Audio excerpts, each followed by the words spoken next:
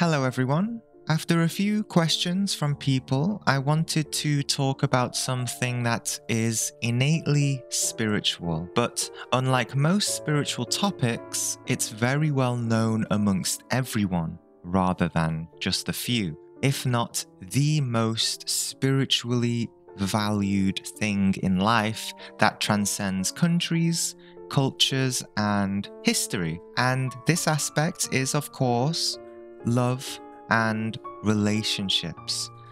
Whether you care about relationships or not, this aspect of life affects us all. We all have parents who join together to conceive us, after all. And at first, especially if you've never been in a committed or intimate relationship, you might not understand how relationships are spiritual at all. And of course, on the surface, it all just seems like maybe flirting with someone, playing games with them, exchanging glances, going on romantic dates. But on a deeper level, the drive to do all of this does come from the spiritual realm, not just from pure desire or lust, but a longing to feel complete, not just with someone else, but with our own inner divinity. Even an abstinent monk needs to learn about this passionate longing to be unified with God. In a way, this spiritual or religious union is not too different from the longing to have union with someone else. And actually, for someone who is not spiritual, this intense passion to be with someone can sometimes be felt even more intensely because they put all their eggs into one basket, so to speak. They look for that union and satisfaction within the other person, instead of using that person as a mirror to understand themselves or the divine nature of the greater whole. Is that not a great burden to put on someone? Is that not selfish? Is that called love? To ask another person to give you that kind of existential happiness or wholeness?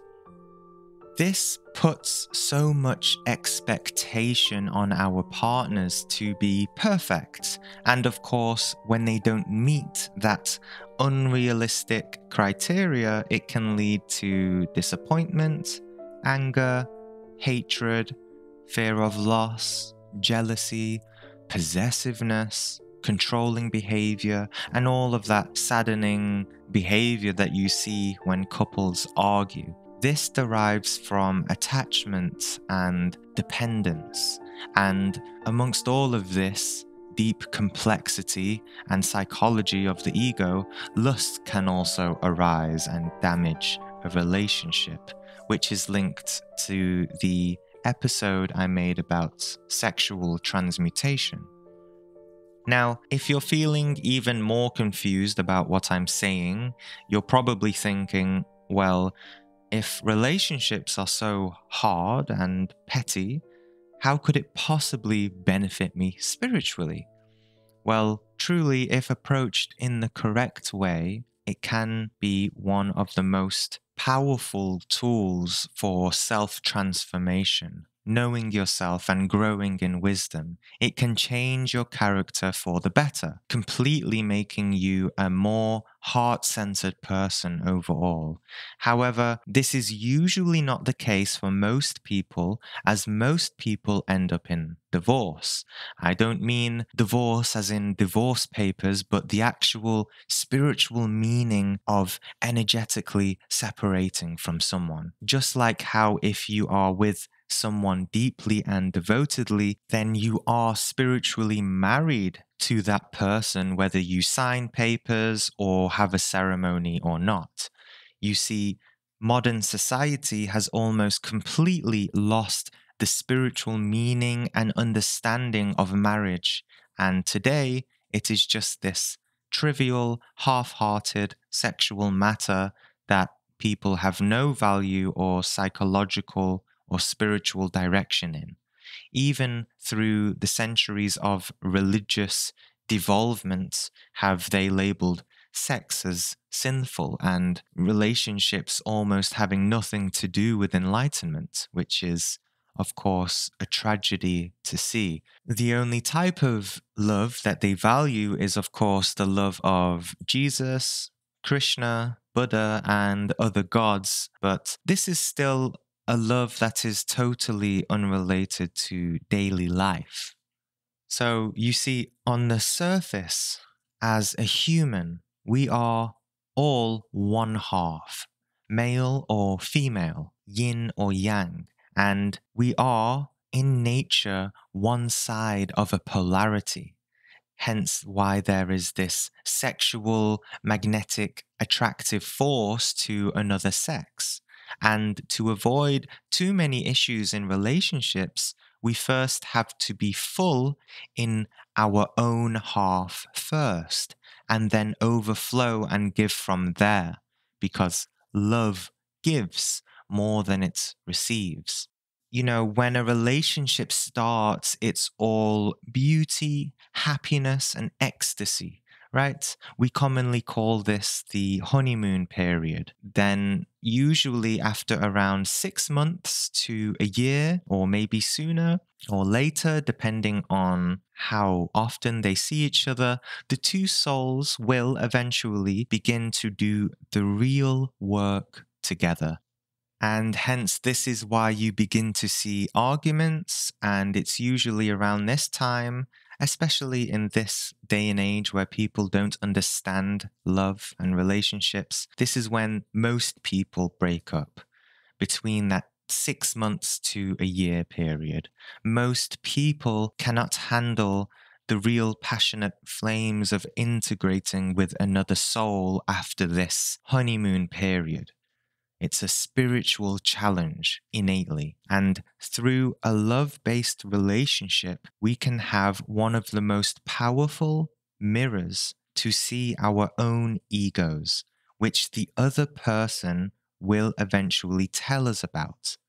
And after several years of this integration, if the couple is successful and has gotten through most of their trials, so to speak, then they begin to understand about unconditional love, which leads to more enlightened and authentic and spiritual happiness and a more conscious relationship with the other person.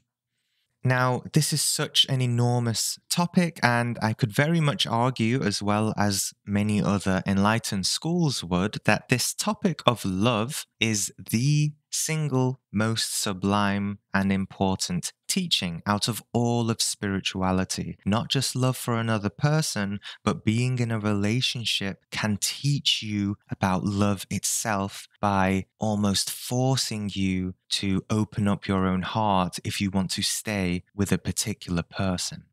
So, in future episodes, I will, of course, talk more about love, intimacy, lust, and relationships. But for now, in this episode, I want to talk about some of the spiritual benefits or the fundamentals of why being in a relationship with your so called other half can help you spiritually, and why it has this effect of maturing your consciousness. Whether you've never been with someone in that way or have been for a long time, or perhaps you feel disconnected from your partner because you're spiritual and they aren't, the information here should be applicable to all. So, firstly, in order to talk about love, let's just talk briefly about what love actually is, because the word love is like the word God. It's a completely overused word and has lost its meaning over time. And through seeking to find some kind of definitive understanding of what love is, it will also very much connect to the main message of this episode, which is about the benefits of being in love or being in a relationship.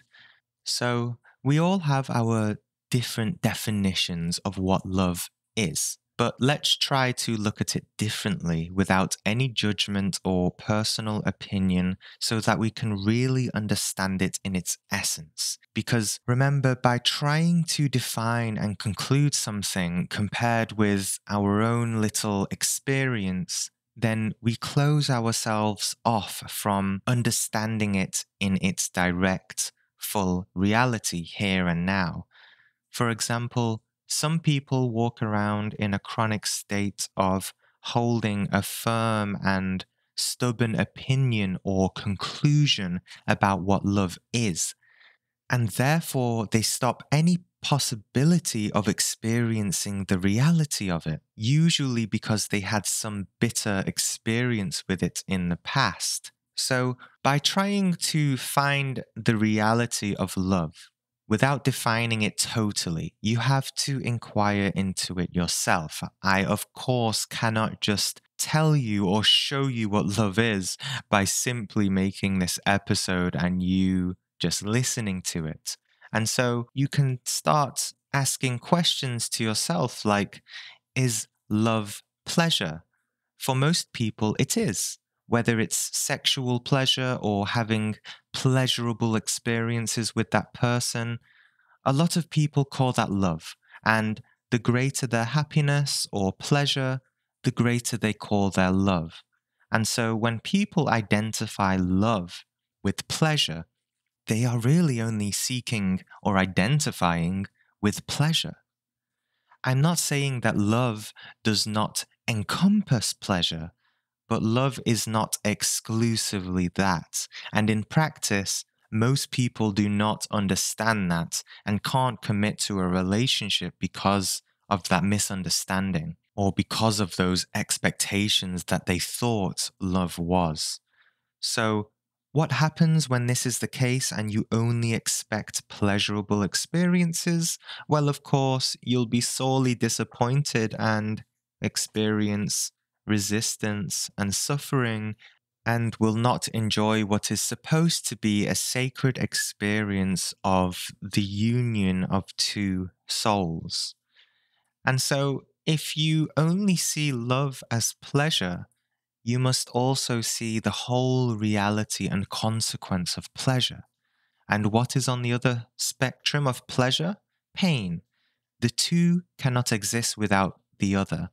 And pain is the exact reason of why most people get into relationships in the first place. Usually, people get into relationships because they were already aware of some pain within them to start with. For example, many of us may perceive that we are depressed or in sorrow and resist it and try to use a relationship as a form of escape.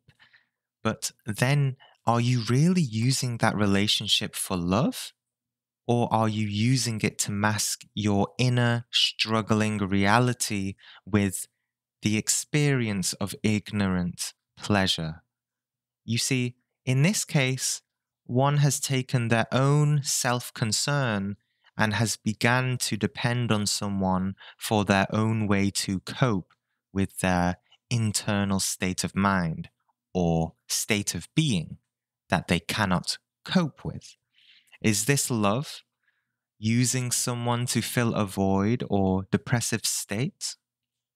So, if we choose not to rely on someone for that which we commonly call love, then where does love actually come from? Where does this sensation of fullness arise come from if we do not get it from someone else? Where does it come from if it is impossible for someone else to really make you happy? You see, when one experiences self-pity, fear, anxiety, self-concern, we are, of course, in need of love, but not from outside of you, but from within. Something needs healing. And so, in order to cure our chronic self pity, self importance, self involvement, what we need is attention. And of course, almost everyone needs healing in some form or another, right? And so you see manifested in the personalities of many people as these attention seekers. They seek attention because, unfortunately, sadly, they don't know how to give attention to themselves. So they seek it from other people. And so the kind of attention I'm talking about in order to heal ourselves is not just regular, egoic, ordinary, pleasurable attention that's filled with judgments, opinions, beliefs, whether positive or negative, but I am talking about complete, undivided, unconditional, objective, unattached attention. That is what we could also call love. And this kind of attention is only accessed through each and every person's innermost consciousness. This is how we really see what state of mind we are in and how we can give ourselves attention and heal ourselves. And when one becomes totally aware of one's own lack or self-pity, that voice from within that says, little old me is incomplete, then it disappears. Only when you really see it does it disappear. To have full attention means to understand your suffering totally. This is love, to see yourself absolutely. Now, of course, please forgive me because there is no way to give an ultimate definition for this kind of attention called love. I can only seek to point towards the reality of it with my limited use of words. But this total attention, which is also called love, has no judgments. Please be mindful, I'm not saying don't be non-judgmental. I'm saying that complete attention is innately non-judgmental. Think about some of the most memorable times in your life where you were intensely in the present moment, happy, blissful, aware of everything around you, not a care in the world for other matters or problems or world affairs. And perhaps in those moments you came to some realizations where everything makes sense. Was there not this quality or perfume of love?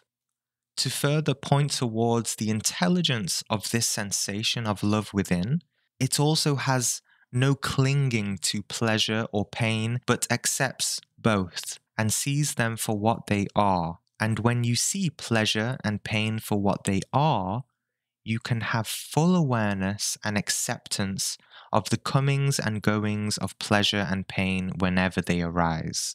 It's only when we resist this ebb and flow and drama of life is when we have no love. So simply being full in yourself, having this attention, this quality of full attention implies an innate love. And so to start to point towards the benefits of relationships, it takes immense love, immense attention to get through the soul challenges of integrating with another soul. This is why those with wisdom are full of love, because they had to surrender their clinging to pleasure and accept pain or the illusion of pain in order to see why they suffer in the first place. Love embraces great pain just as much as it embraces pleasure. Love never avoids pain. It accepts it as gracefully as flowers wilt away or as worlds collide as they are destroyed in space. If you lose someone and you are empty, depressed, anxious, sad, well, now you are self-concerned, right? And your attention is more about yourself rather than the person who has passed away. And so, did you really love that person? Or are you just depressed that you no longer have something to fill your void? I'm not saying it's bad to be upset and grieve your partner if they pass away. Of course, that is absolutely natural. But there is this quality of higher states of love and enlightened relationships where one can experience enlightenment rather than just pain. On one side, there is this unbearable egoic suffering where one feels sorry for oneself. And on the other hand, there is this understanding. There's still pain, but there is understanding. And there isn't this horrible hole that you used to fill. Instead, there is just a small loss, but you are still full within yourself. So, by being aware in this moment of your life, love exists. This is totally and utterly true. But not everyone will see that. One might say, I see where I am present, but I feel no love. It is not about being or not being in love.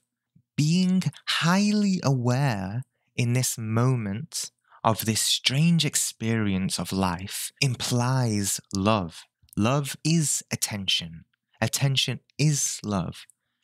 But if you do not sense this quality of direct reality, then you are simply not being aware enough of penetrating beyond all the psychological, personified colorations of the egoic opinions and thinking and compulsions. The mind is too loud. Meditation is needed to silence the objects in consciousness that block the light of attention, which is our compulsive thoughts, melodramatic emotions, self-concerns, beliefs, intellectualizations, etc., etc. One has to be radically surrendered to a higher state of consciousness to understand love and how reality and love is not separate. They are inseparable. Just as love and relationships are inseparable, just how love and religion and the spiritual path is inseparable. Now, apply this principle of unconditional attention to being in a relationship and try to see why this could benefit us spiritually. You see, one of the highest benefits of relationships is for the spiritual, psychological work on oneself, meaning a deeper awareness of yourself. Temet noske, know thyself. The other person becomes a powerful and intense mirror for your own shortcomings. You could argue that this isn't the case, but you will always see that the other person will eventually test you in some way, and you'll feel the temptation to fall into some form of unconsciousness. They will, if they really care, tell you what you do wrong, and from there, you can either take a path of growth or a path of anger. The path of growth encompasses this total attention. The path of anger chooses to close off its eyes to the truths about itself.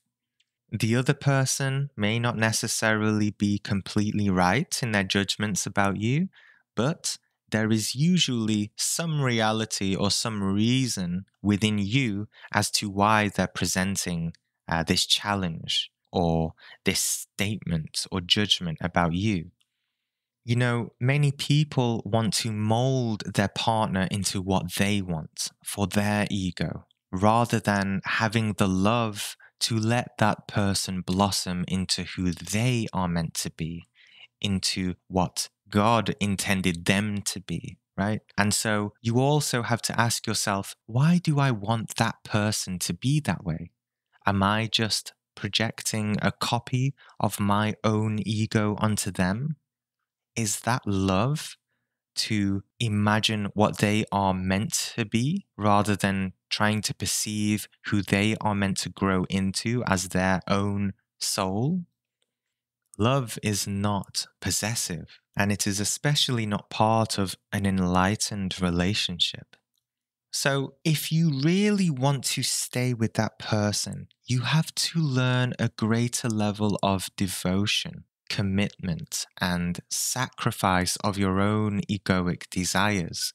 If you really want to continue, you need a much greater level of love. In other words, you need a much greater level of unconditional, undivided, pure awareness, pure attention of yourself and the situation, and have the lack of self importance to be able to see it completely. Only then will you understand the situations and arguments at hand and be able to learn about them and yourself. And through getting these challenges, of course, you get into greater levels of love with your partner and start to grow together as these two polarities of consciousness create a greater whole, a greater being.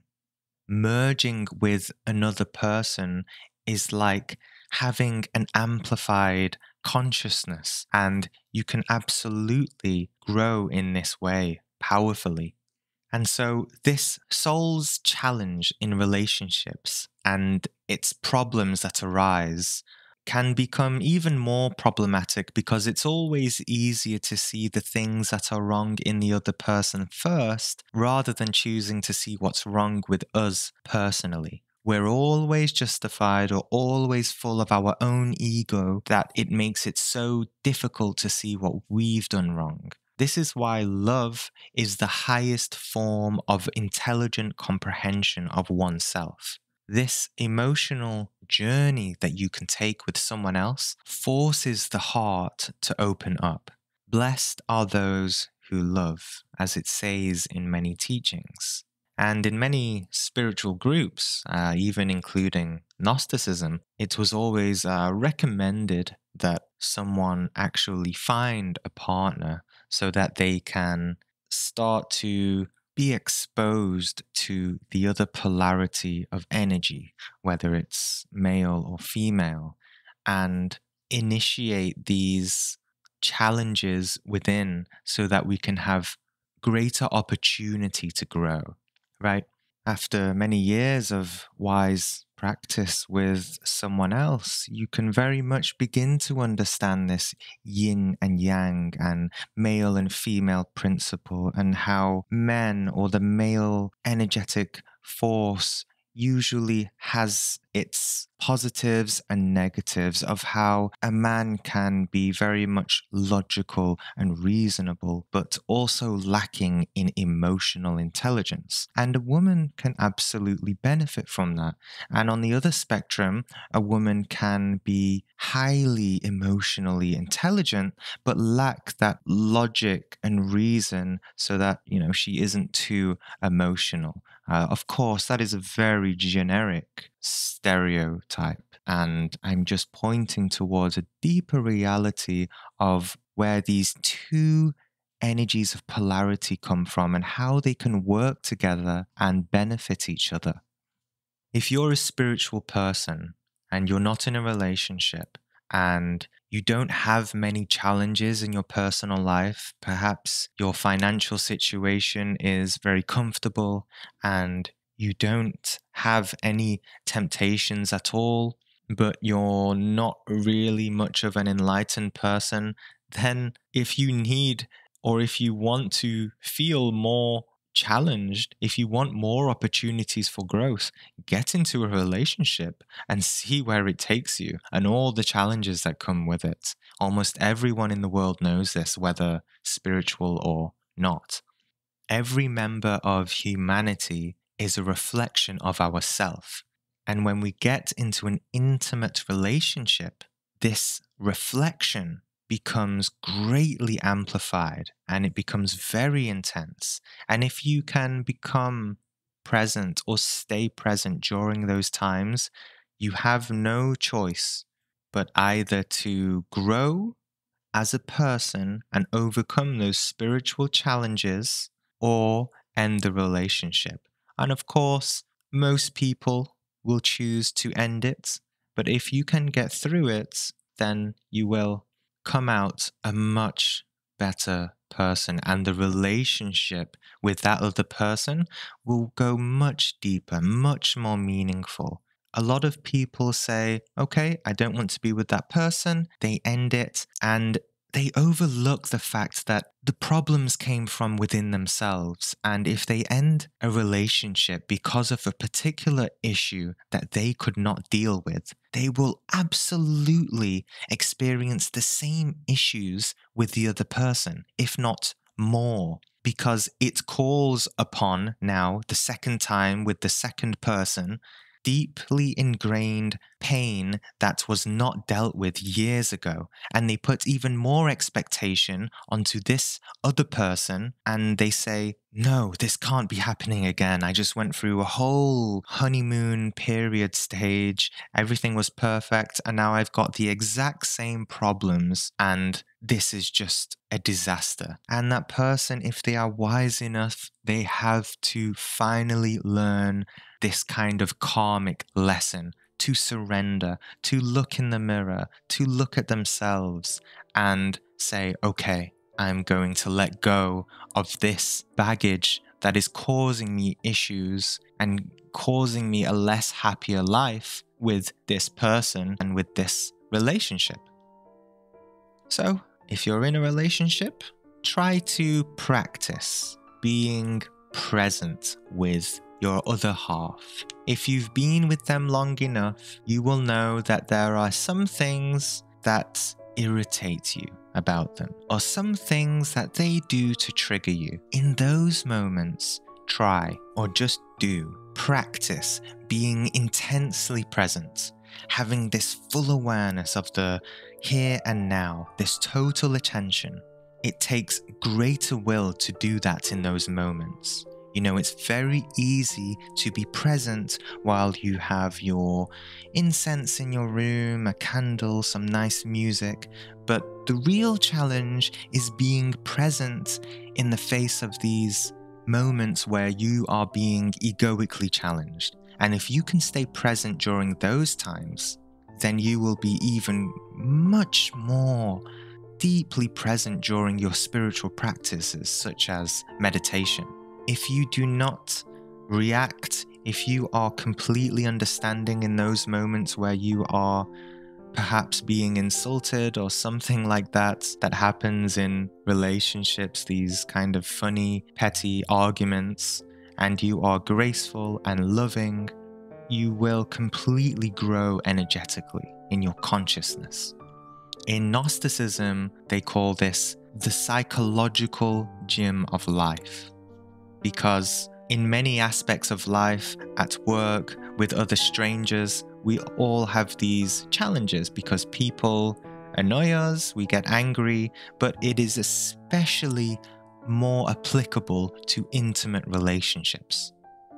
I hope that makes sense, that the spiritual benefits of being in a relationships are having a tool for consciousness, to grow psychologically, to learn to surrender and sacrifice yourself for another person, not physically, obviously, but psychologically, to learn how to be complete in yourself rather than relying on someone else. And of course, to also learn how to help another person awaken spiritually. That doesn't mean they necessarily need to read spiritual books or meditate, but to help that person be as full as they can of themselves, as in for them to grow in wisdom as well and to help them overcome their own spiritual challenges. Again, this is a huge topic. Feel free to ask me to cover episodes on specific details about it, or just ask questions below. If you liked this episode, it can be a sort of introduction to more like this to come. A quick shout out to Tevin, Timo, Joshua, Mail G, Lemon, Jelly Swift, who all joined the Patreon group. If you want to support the channel too, there's a link in the description below where you get access to the Astral Doorway Discord group. We're having another live discussion in there tomorrow if you want to talk about this kind of topic with like-minded people. This is Gene, and I'll see you on the next episode.